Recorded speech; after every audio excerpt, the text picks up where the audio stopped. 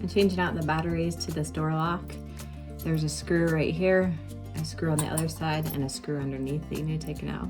I've already removed those screws. And you need a little bit smaller of a screwdriver to get it out. Once those screws are out, then this comes off really easily. And the batteries are up here on top. Just lift this up. To peel those out and put the other ones in.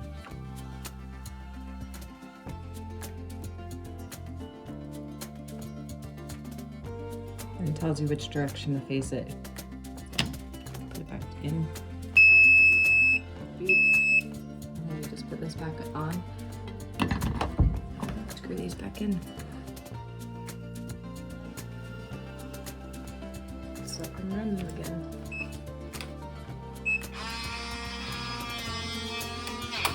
There we go.